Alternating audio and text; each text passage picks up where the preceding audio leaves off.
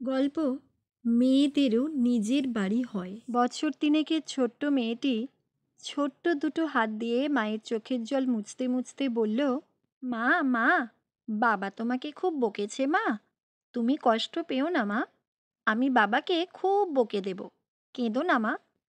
আমি আর কাঁদবো না সোনা। আচ্ছা মা, বাবা যে তোমাকে বলল বাড়ি থেকে বেরিয়ে যাও, তা তুমি গেলে না কেন মা?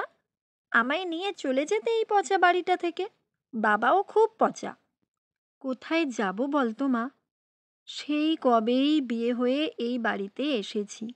তারপর থেকেই কার কি প্রয়োজন, তোর ঠাম্মির কি চাই, তোর বাবার কি চাই, তোর দাদার আবদার, কোন জিনিসটা কোথায় থাকবে, এই সবের সর্দারি করতে করতেই জীবনের এতগুলো বছর পার হয়ে গেল।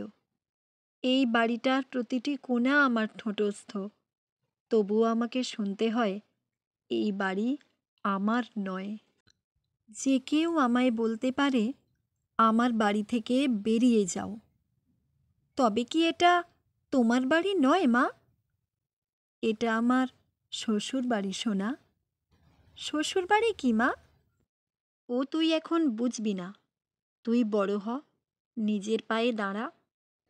আর ওই বাড়িটা যেখানে আমায় সবাই ভালোবাসে, দিদি ভাই বলে, কিন্তু একটু বেশি থাকলে ওরা খুব রাগ করে। তখন বলে, এবার তো নিজের বাড়ি ফিরতে হবে দিদিভাই। ওটা তো আমার বাপের বাড়ি কি না? দুদিন ঘুরতে যাও ঠিক আছে, বেশি দিন থাকা চলে না। আচ্ছা মা, এটা শ্বশুর বাড়ি, ওটা বাপের বাড়ি, তবে তোমার বাড়ি কই মা? আমার নিজের কোনো বাড়ি নেই। মেয়েদের নিজের বাড়ি হয় না। বিয়ের আগে বাপের বাড়ি, বিয়ের পর শ্বশুর বাড়ি, আর বৃদ্ধ বয়সে সন্তানের বাড়ি। নিজের বাড়ি আর হলো কই? কোনোটাই নিজের নয়। মায়ের মুখে এই কথাগুলো শুনে ছোট্ট মেয়েটির মনে খুব দুঃখ হলো। তার অপরিণত মনে হয়তো অজানা ভবিষ্যতের আশঙ্কা বাসা বেঁধেছিল। এভাবেই জীবনের দোলাচলে পার হয়ে গেছে 22টা বছর। শাশুড়ি গত হয়েছেন। স্বামীর অধীন থেকে নিজেকে মুক্ত করতে পারলেও ছেলের সংসারে খোঁটা শুনতে হয় সারাক্ষণ। তাও চলছিল একরকম, কিন্তু এবার এই অভাগা মায়ের কপালে বরাদ্দ হয়েছে বৃদ্ধাশ্রম। কি জানি সেখানটা আবার কেমন হবে? নিজের বাড়ির মতো আর হবে না নিশ্চয়ই। ছেলে এসে মায়ের হাত ধরে বলল, চলো মা, তোমার কোনো অসুবিধা হবে না। দেখবে তুমি অনেক সঙ্গী পাবে। তখন সেদিনের সেই ছোট্ট মেয়েটি এসে মায়ের হাত ছাড়িয়ে নিয়ে বলল, চলো মা, তুমি তোমার নিজের বাড়ি যাবে, দাদার কথায় কোনো বৃদ্ধাশ্রমে নয়। জল ভরা চোখে মুখে হাসি নিয়ে মা বলল, আমার নিজের বাড়ি?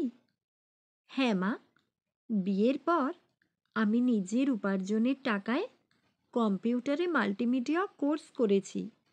এখন আমি একটা প্রাইভেট জবও করি, স্যালারিও বেশ ভালো।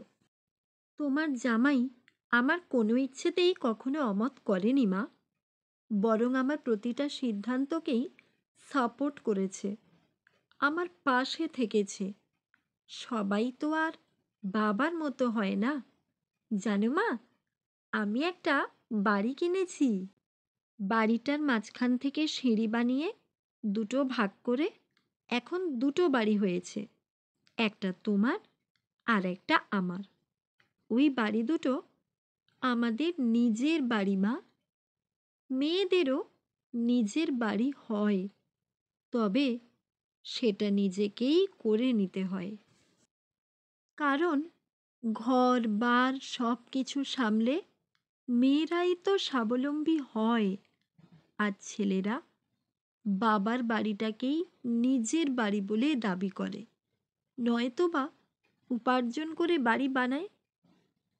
কিন্তু সেই ইট কাঠ কংক্রিটের বাড়িটা মেয়েদের হাতের ছোঁয়াতেই প্রাণ ফিরে পায়।